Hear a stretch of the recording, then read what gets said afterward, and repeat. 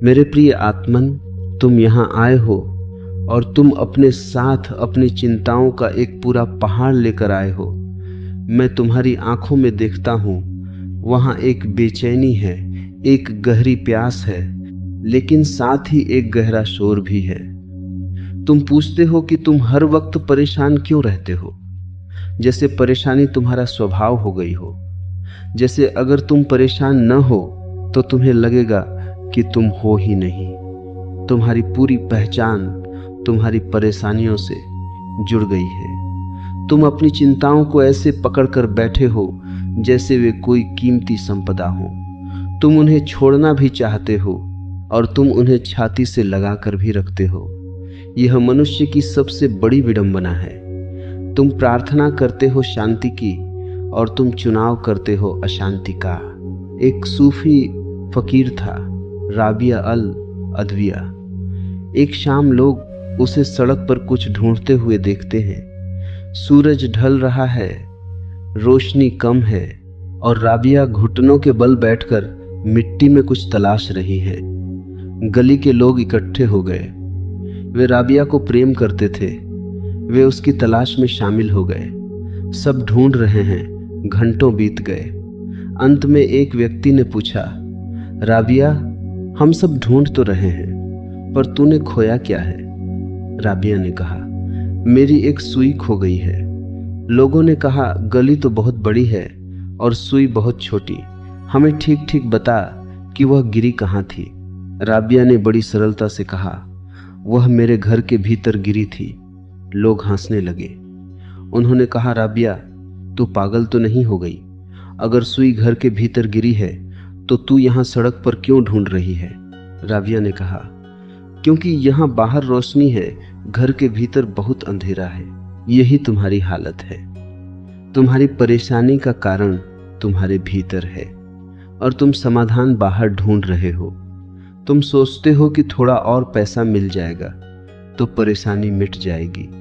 तुम सोचते हो कि कोई सुंदर स्त्री या कोई समर्थ पुरुष जीवन में आ जाएगा तो शांति मिल जाएगी। तुम सोचते हो कि समाज में प्रतिष्ठा बढ़ जाएगी तो तुम सुखी हो जाओगे।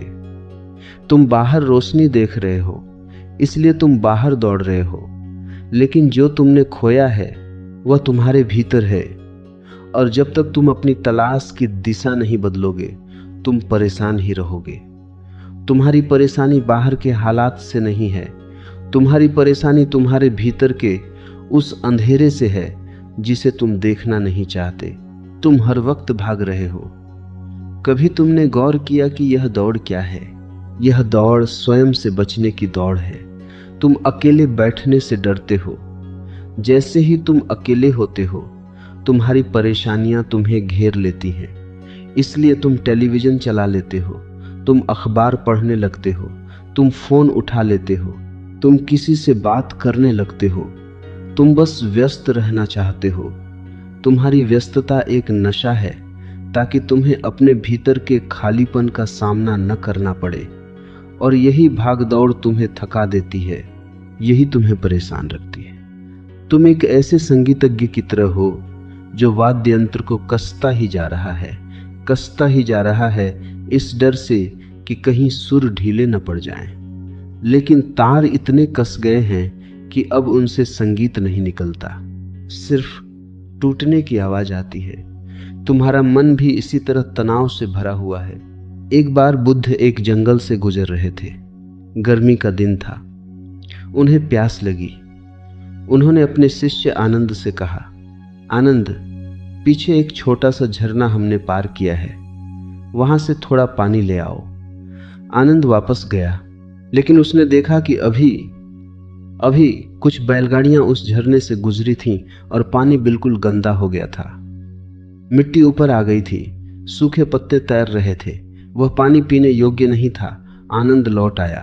उसने बुद्ध से कहा, वह पानी बहुत गंदा है, मैं आगे से कहीं से पानी ले आऊंगा। बुद्ध ने कहा, नहीं, तुम फिर से जाओ और उसी झरने से पानी लाओ।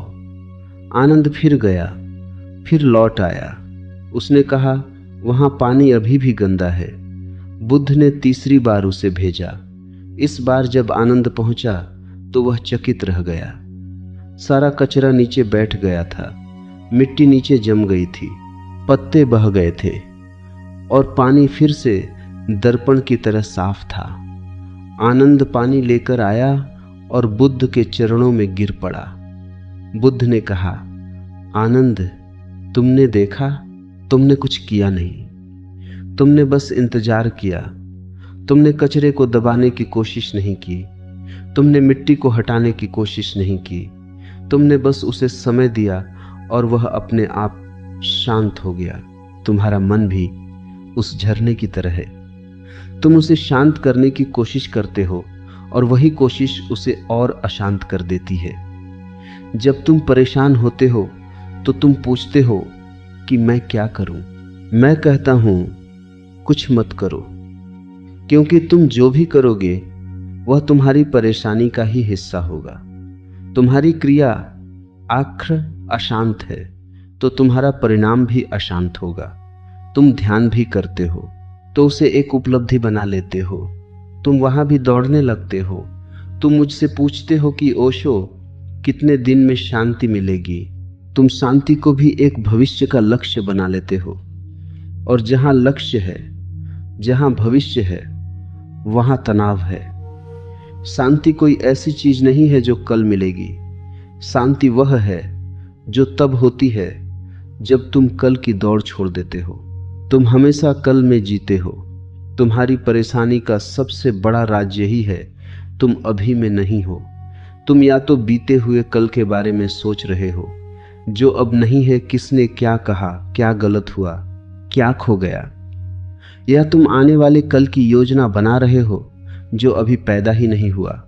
तुम वर्तमान के इस छोटे से क्षण को छोड़ देते हो जो एकमात्र सत्य है। तुम उस आदमी की तरह हो जो एक पुल पर खड़ा है और नदी को देख रहा है, लेकिन वह नदी में नहीं है। वह बस इस सोच में परेशान है कि पीछे से कितनी नदी बह गई और आगे कितनी बची है।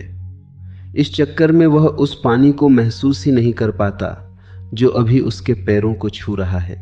एक जैन गुरु था। वह अपने शिष्यों को एक बगीचे में ले गया। वहां बहुत सुंदर फूल खिले थे। गुरु ने एक फूल की ओर इशारा किया और पूछा, क्या तुम इस फूल को देख रहे हो? शिष्यों ने कहा, हाँ गुरुदेव, हम देख रहे हैं। गुरु हंसा और बोला, नहीं, तुम देख नहीं रहे हो, तुम इस फूल के बारे में सोच रहे हो। जैसे ही तुम फूल को देखते हो, तुम्हारा मन कहता है यह गुलाब है, यह कितना सुंदर है, कल यह मुरझा जाएगा, मैं इसे अपनी प्रेमिका को दूंगा। फूल कहीं पीछे छूट गया, तुम्हारे विचार सामने आ गए। जब तुम बिना विचार के, बिना किसी नाम के, सिर्फ उस फूल के होने के साथ होते हो, तब तुम पहली बार अशांति से मुक्त होते हो। परेशानी का अर्थ है तथ्य और विचार के बीच का संघर्ष। फूल तथ्य है, तुम्हारा सोचना विचार है। जो है उसे स्वीकार न करना ही परेशानी का मूल कारण है। तुम हर चीज को बदलना चाहते हो। तुम अपनी पत्नी को बदलना चाहते हो, अपने पति को बदलना चाहते हो, अपने बच्चों को, अपने पड़ोसियों को, यहां तक कि तुम अस्तित्व को भी बदलना चाहते हो। तुम चाहते हो कि सब तुम्हारी इच्छा के अनुसार हो, और अस्तित्व को तुम्हारी इच्छा की कोई परवाह नहीं है। वह अपनी लय में चलता है। जब तुम अपनी इच्छा को अस्तित्व की इच्छा के विपरीत खड़ा कर देते हो तो तुम परेशान होते हो। इसे ही अहंकार कहते हैं। अहंकार का मतलब है मैं जैसा चाहता हूं वैसा होना चाहिए, और प्रार्थना का मतलब है तू जैसा चाहता है वैसा हो। जो व्यक्ति होने के साथ राजी हो गया वह परेशान कैसे हो सकता है? एक बार एक सम्राट एक फकीर के पास गया। सम्राट बहुत अशांत था। उसे नींद नहीं आती थी, बुरे सपने आते थे। उसने फकीर से कहा, मुझे शांति चाहिए, मुझे कोई रास्ता बताओ। फकीर ने कहा, कल सुबह आना, मैं तुम्हें रास्ता बताऊंगा। सम्राट सुबह पहुंचा। फकीर एक पेड़ के नीचे बैठा था और जोर जोर से चिल्ला रहा था, छोड़ो मुझे, इस पेड़ को कहो कि मुझे छोड़ दे, यह पेड़ मुझे पकड़कर बैठा है। सम्राट दंग रह गया। उसने कहा, तुम पागल हो गए हो। तुमने खुद पेड़ को पकड़ रखा है, पेड़ ने तुम्हें नहीं पकड़ा। तुम बस अपने हाथ ढीले कर दो और तुम मुक्त हो। फकीर मुस्कुराया और बोला, मैं तुम्हें यही तो समझाना चाहता हूं। तुम्हारी परेशानियों ने तुम्हें नहीं पकड़ा है, तुमने अपनी परेशानियों को पकड़ रखा है। तुमने अपने दुख को, अपनी ईर्ष्या को, अपने क्रोध को पकड़ रखा है और तुम चिल्ला रहे हो कि मैं परेशान हूं, बस अपने हाथ छोड़ दो। यह पकड़ ही तुम्हारी परेशानी है। तुम डरे हुए हो। तुम्हारा सारा जीवन डर के इर्द गिर्द घूम रहा है। सुरक्षा की तलाश ही तुम्हें सबसे ज्यादा असुरक्षित बनाती है। तुम सोचते हो कि अगर तुम्हारे पास बहुत धन होगा तो तुम सुरक्षित हो जाओगे, लेकिन क्या तुमने कभी अमीर आदमी की आंखों में देखा है? वह गरीब से ज्यादा डरा हुआ है।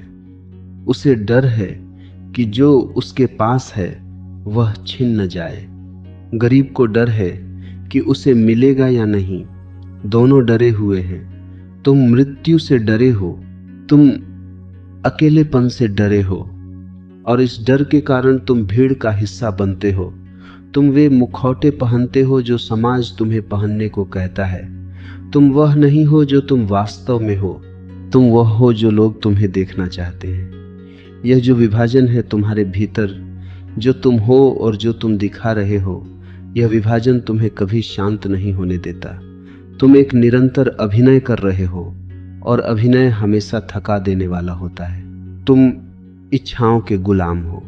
इच्छा का मतलब है वह जो अभी नहीं है, उसे पाने की दौड़।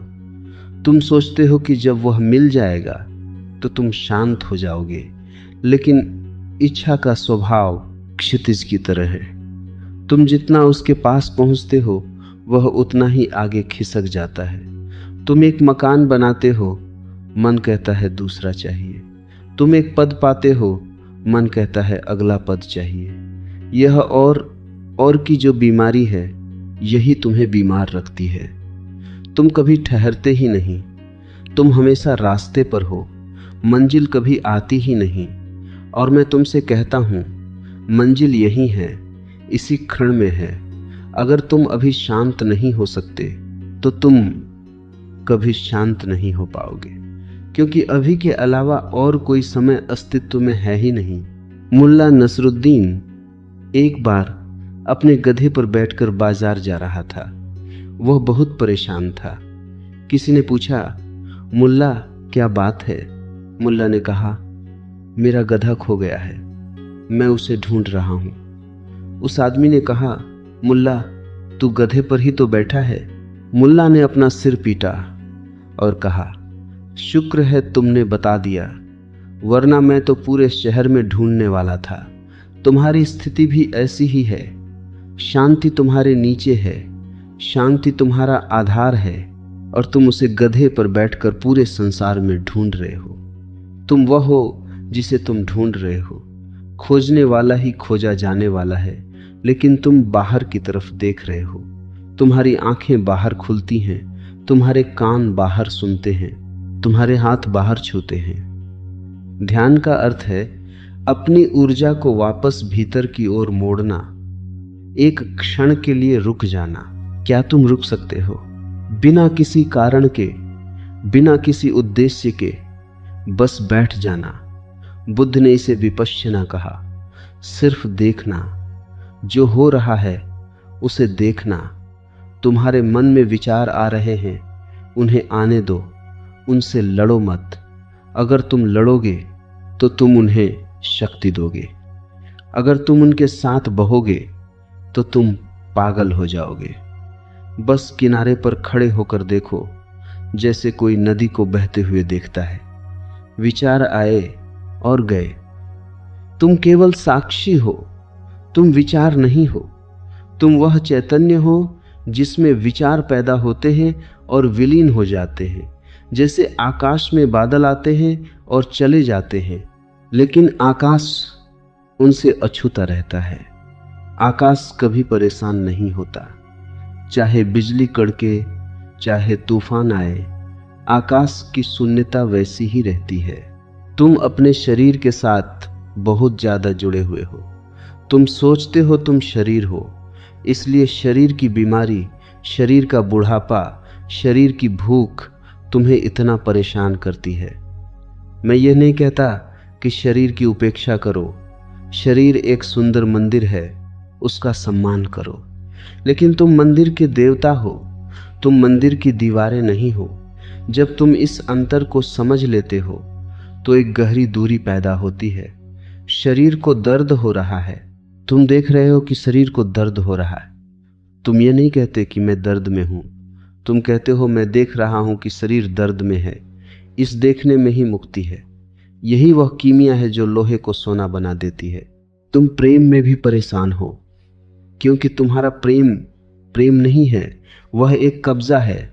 तुम जिसे प्रेम करते हो उसे अपनी संपत्ति बनाना चाहते हो, तुम उसे नियंत्रित करना चाहते हो, और जहां नियंत्रण है वहां प्रेम मर जाता है।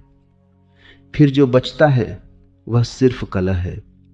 तुम दूसरे को अपनी मर्जी से चलाना चाहते हो और दूसरा तुम्हें अपनी मर्जी से। दो अहंकार आपस में टकरा रहे हैं और तुम उसे प्रेम का नाम देते हो। सच्चा प्रेम वह है जहां मैं नहीं होता, जहां तुम दूसरे को उसकी समग्रता में स्वीकार करते हो, जहां तुम उसे खिलने की स्वतंत्रता देते हो। मौन में उतरो। शब्दों का शोर बहुत हो गया।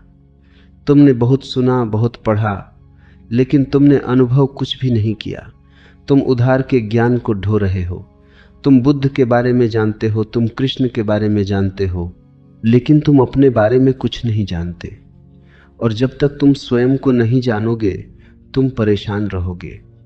आत्मज्ञान कोई बहुत बड़ी उपलब्धि नहीं है, वह बस अपने घर वापस आ जाना है। जैसे शाम को पक्षी अपने घोंसलों में लौट आते हैं।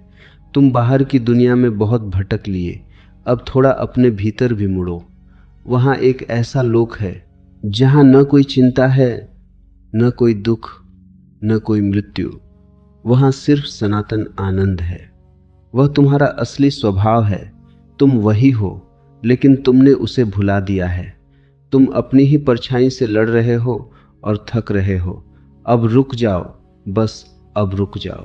तुम यहां बैठे तो हो, लेकिन क्या तुम सचमुच यहां हो?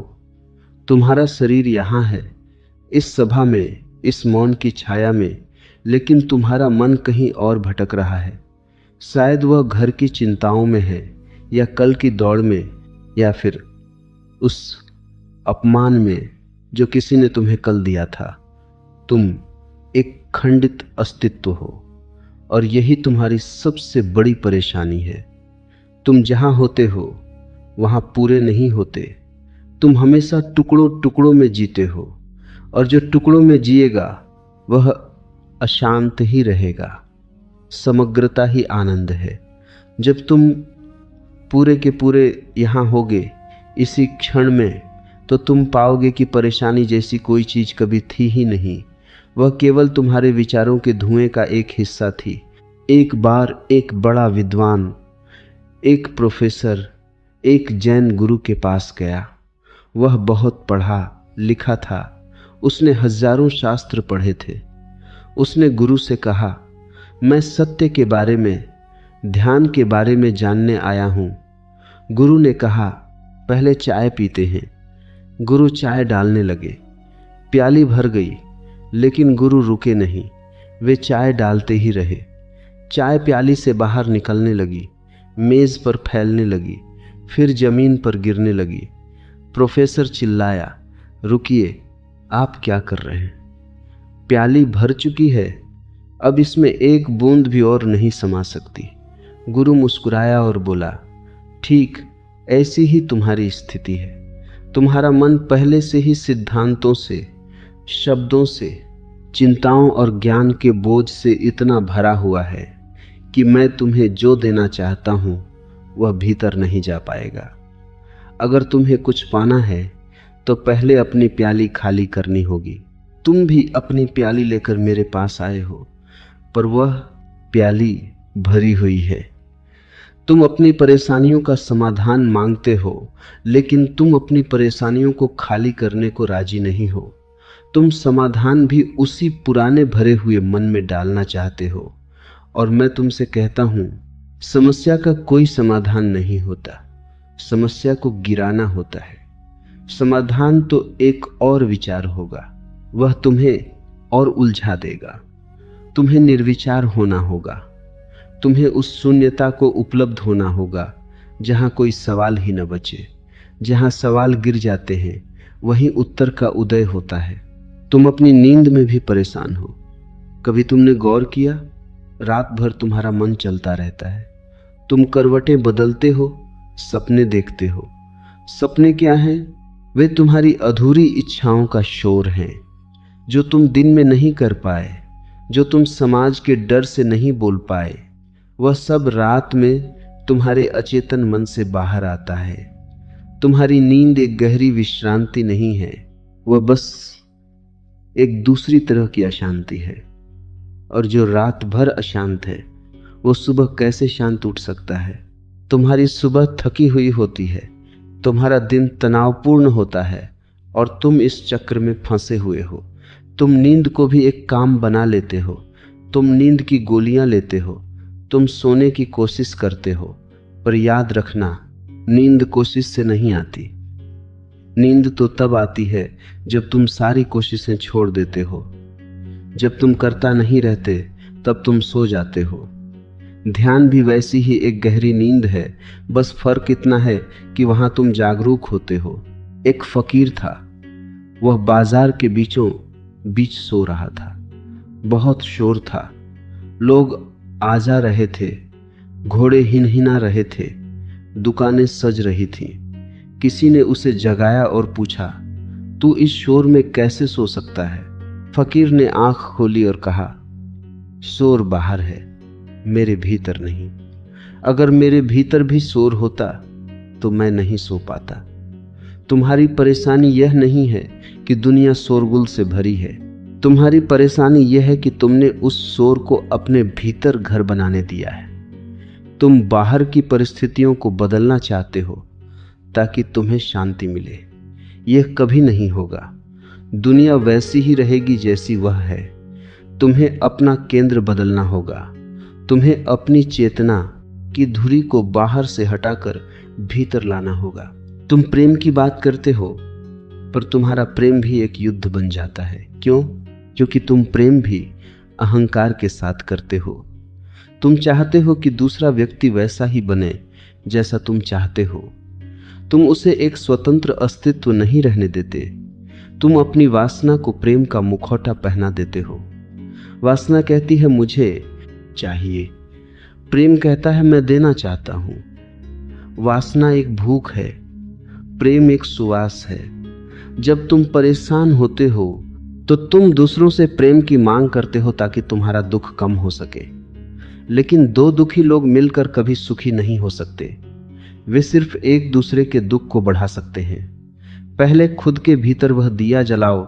पहले खुद के अकेलेपन को कैवल्य में बदलो। जब तुम अकेले में भी आनंदित होने लगते हो, जब तुम्हें दूसरे की जरूरत अपनी कमी को भरने के लिए नहीं होती, तब तुम्हारे भीतर से जो बहता है वह प्रेम है।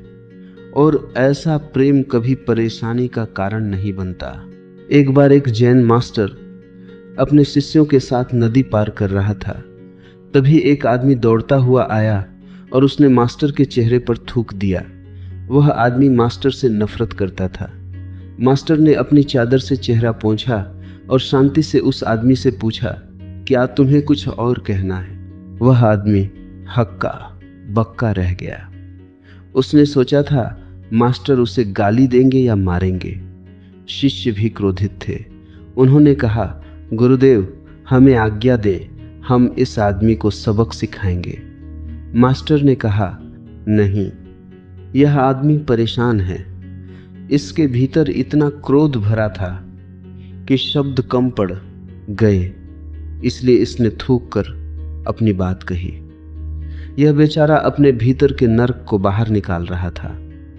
इसने जो किया वह इसका ढंग था। मैंने जो किया वह मेरा ढंग है। अगर मैं भी क्रोधित हो जाऊं तो इसका मतलब है कि मैं इसकी कठपुतली बन गया। क्या तुम भी दूसरों की कठपुतली नहीं हो? किसी ने तुम्हारी तारीफ की, तुम खुश हो गए। किसी ने तुम्हें गाली दी, तुम दुखी हो गए।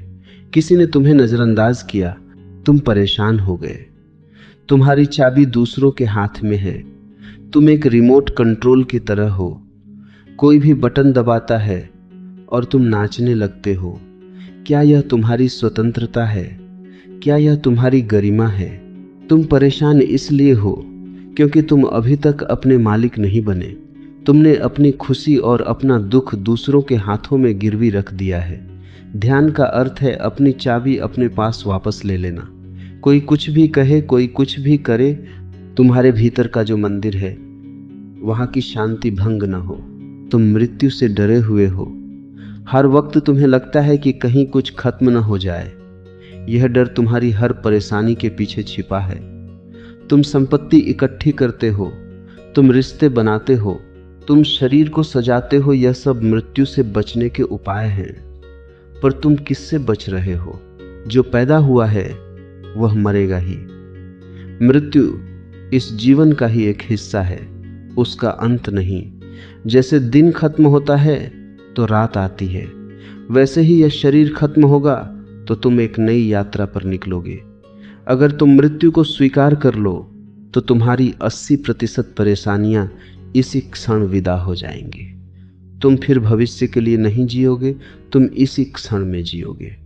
तुम वह फूल बन जाओगे जो सुबह खिलता है, जिसकी पंखुड़ियां शाम को गिर जाती हैं, पर जब तक वह है वह अपनी पूरी ताकत से महकता है। उसे चिंता नहीं है कि कल क्या होगा। एक सम्राट था, उसने अपने महल के बाहर एक बहुत बड़ा बगीचा बनवाया। उसने वहां दुनिया के सबसे सुंदर पत्थर और पौधे लगवाए। एक दिन एक सूफी फकीर वहां से गुजरा। सम्राट ने गर्व से पूछा, फकीर, क्या तूने इससे सुंदर कुछ देखा है? फकीर ने कहा, बहुत सुंदर है, पर इसमें 2 कमियां हैं। सम्राट चौंक गया। उसने कहा, कमियां? मैंने करोड़ों स्वर्ण मुद्राएं खर्च की हैं, कोई कमी नहीं हो सकती। फकीर ने कहा, पहली कमी तो यह है कि यह बगीचा हमेशा नहीं रहेगा, एक दिन मिट्टी में मिल जाएगा। और दूसरी कमी यह है कि तू भी हमेशा नहीं रहेगा, एक दिन तुझे इसे छोड़कर जाना होगा। सम्राट उदास हो गया। फकीर ने कहा, परेशान मत हो, जो बीत जाने वाला है उसमें सत्य को मत ढूंढो। जो शाश्वत है, जो तुम्हारे भीतर है, उसे खोजो। वही है जो कभी नहीं मिटता। तुम अपनी इच्छाओं के कैदी हो। इच्छा का अर्थ है कि जो तुम्हारे पास है तुम उससे संतुष्ट नहीं हो, तुम कुछ और होना चाहते हो। तुम यहां हो, तुम वहां होना चाहते हो, और यह होना ही तुम्हारी नर्क की आग है। तुम एक निरंतर दौड़ में हो। जैसे ही एक इच्छा पूरी होती है, मन 10 और इच्छाएं पैदा कर देता है। यह एक ऐसा गड्ढा है जिसे कभी भरा नहीं जा सकता। तुम सोचते हो कि जब फलां चीज मिल जाएगी तब मैं शांत बैठूंगा, लेकिन जब वह मिल जाती है तो तुम और भी ज्यादा अशांत हो जाते हो, क्योंकि अब तुम्हें उसे बचाने की फिक्र होती है। शांति इच्छाओं की पूर्ति में नहीं है, शांति इच्छाओं के व्यर्थ होने को समझ लेने में है। कभी चुपचाप बैठो, कुछ मत करो, बस अपने भीतर के सन्नाटे को सुनो। शुरू में तुम्हें बहुत शोर सुनाई देगा, विचारों का शोर, यादों का शोर, लेकिन अगर तुम केवल देखते रहे, बिना किसी निर्णय के, बिना यह कहे कि यह विचार बुरा है या यह अच्छा है, तो धीरे धीरे वह शोर कम होने लगेगा। जैसे धूल बैठ जाती है वैसे ही विचार बैठने लगेंगे, और तब एक घड़ी आएगी जब अचानक सब कुछ ठहर जाएगा। एक गहरा सन्नाटा, एक अगाध मौन तुम्हें घेर लेगा। उस मौन में तुम्हें पता चलेगा कि तुम कौन हो। उस मौन में कोई परेशानी नहीं है, कोई प्रश्न नहीं है, वहां केवल होना है। तुम अक्सर पूछते हो, ध्यान कैसे करें? मैं कहता हूं, ध्यान किया नहीं जाता, ध्यान तो घटता है। तुम बस अपनी तरफ से बाधाएं हटा दो। तुम जो हर वक्त पकड़े हुए हो अपने नाम को, अपने पद को, अपनी प्रतिष्ठा को, अपने दुख को, उसे जरा ढीला छोड़ो। जैसे एक आदमी डूब रहा हो और वह एक पत्थर को पकड़ ले, यह सोचकर कि यह उसे बचाएगा, तो वह और जल्दी डूबेगा। तुम्हें पत्थर छोड़ना होगा, तुम्हें पानी पर भरोसा करना होगा।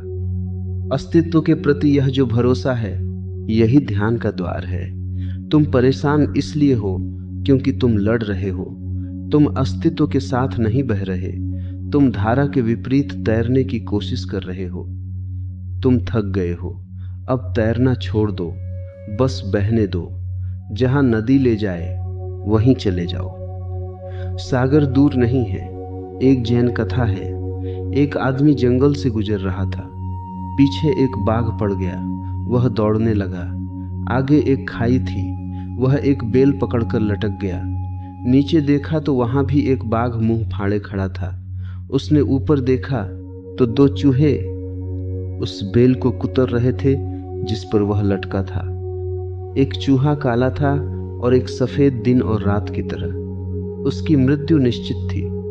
तभी उसने देखा कि पास ही एक छोटी सी झाड़ी पर कुछ मीठे बेर लगे हैं। उसने अपना एक हाथ छोड़ा और एक बेर तोड़कर अपने मुंह में रख लिया। उसने उस बेर का स्वाद लिया। वह इतना मीठा था।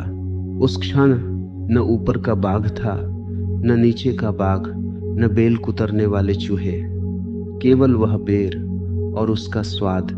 यही जीवन है। मृत्यु ऊपर भी है और नीचे भी। समय की बेल कट रही है, लेकिन जो इस क्षण के बेर का स्वाद लेना जानता है वह कभी परेशान नहीं होता। वह जानता है कि इस क्षण के स्वाद में ही शाश्वतता छिपी है। तुम अकेलेपन से डरते हो, इसलिए तुम भीड़ में भागते हो। तुम क्लब जाते हो, तुम पार्टियों में जाते हो, तुम शोर शराबा ढूंढते हो, तुम बस खुद से भाग रहे हो। पर याद रखना, भीड़ में भी तुम अकेले ही हो। तुम बस उस अकेलेपन को दबा रहे हो, और जो दबाया जाता है वह और भी भयंकर होकर वापस आता है। अपने अकेलेपन को मित्र बनाओ, उसे एकांत में बदलो। एकांत का अर्थ है कि तुम अपने साथ होने में पर्याप्त हो। तुम्हें दूसरे की जरूरत अपनी खुशी के लिए नहीं है। जब तुम खुद के साथ खुश होना सीख लेते हो तो दुनिया का कोई भी डर तुम्हें परेशान नहीं कर सकता। तब तुम भीड़ में भी अकेले रह सकते हो, शांत रह सकते हो। तुम्हारी सारी समस्याएं अहंकार की समस्याएं हैं। मैं जितना बड़ा होगा, घाव उतना ही बड़ा होगा। अगर तुम्हारे पास कोई मैं न हो तो तुम्हें चोट कौन पहुंचाएगा? अगर कोई गाली दे और भीतर उसे ग्रहण करने वाला कोई न हो तो वह गाली वापस उसी के पास चली जाएगी। तुम एक खाली घर की तरह बनो। यदि एक खाली घर में कोई पत्थर फेंके तो क्या होगा? पत्थर अंदर गिरेगा और वहीं रह जाएगा। कोई आवाज नहीं होगी, कोई प्रतिक्रिया नहीं होगी, क्योंकि वहां कोई रहने वाला नहीं है। तुम भी अपने भीतर से उस रहने वाले को हटा दो, शून्यता में उतर जाओ। तुम रोते हो क्योंकि तुम सोचते हो कि तुम महत्वपूर्ण हो। तुम सोचते हो कि तुम्हारे बिना दुनिया नहीं चलेगी। यह तुम्हारा भ्रम है। तुम्हारे होने या न होने से इस विराट अस्तित्व को कोई फर्क नहीं पड़ता। सूरज वैसे ही निकलेगा, फूल वैसे ही खिलेंगे। जब तुम इस बात को गहराई से समझ लेते हो कि तुम कुछ भी नहीं हो, तो अचानक एक बहुत बड़ा बोझ तुम्हारे कंधों से उतर जाता है। फिर तुम परेशान कैसे हो सकते हो? फिर तुम अस्तित्व के खेल के एक हिस्से बन जाते हो। तुम नाचते हो, तुम गाते हो, तुम जीते हो, पर तुम होते नहीं। अब मेरी इन बातों को सिर्फ कान से मत सुनना, इन्हें अपने भीतर उतरने देना। इन शब्दों के पीछे जो मौन है उसे पकड़ना, मेरी आवाज को एक बहाना बनाना ताकि तुम अपने भीतर के सन्नाटे में डूब सको। यहीं इसी वक्त तुम शांत हो सकते हो। बस मान लो कि तुम परेशान नहीं हो। बस मान लो कि सब कुछ ठीक है। अस्तित्व कभी गलत नहीं होता। जो है उसे स्वीकार कर लो। जो है वही ठीक है, और जैसे ही तुम कहते हो सब ठीक है, तुम्हारे भीतर का सारा तनाव पिघल जाता है। तुम मुक्त हो जाते हो। मौन हो जाओ, पूरी तरह मौन। सांस को आते और जाते हुए देखो। देखो कि तुम शरीर नहीं हो, तुम विचार नहीं हो, तुम केवल एक देखने वाले हो। और इस देखने में ही सारा आनंद है, इस देखने में ही सारी मुक्ति है। तुम वही हो जिसे तुम ढूंढ रहे हो। तुम ही वह शांति हो जिसके लिए तुम दर दर भटक रहे हो। तुम अपने भीतर के उस बुद्ध को पहचानो जो सदियों से सोया हुआ है। उसे जगाओ। जागरूकता की एक छोटी सी किरण भी तुम्हारी सारी परेशानियों के अंधेरे को मिटा देने के लिए काफी है। यहां से जब तुम जाओ तो अपनी परेशानियों को यहीं छोड़ जाना। इन्हें वापस लेकर मत जाना, ये तुम्हारी नहीं है। इन्हें अस्तित्व को सौंप दो। तुम हल्के होकर जाओ, तुम नाचते हुए जाओ। और याद रखना, जब भी मन परेशान हो तो बस रुक जाना और पूछना कौन परेशान है। तुम्हें कोई नहीं मिलेगा, तुम्हें केवल एक सन्नाटा मिलेगा, और उस सन्नाटे में ही सत्य है।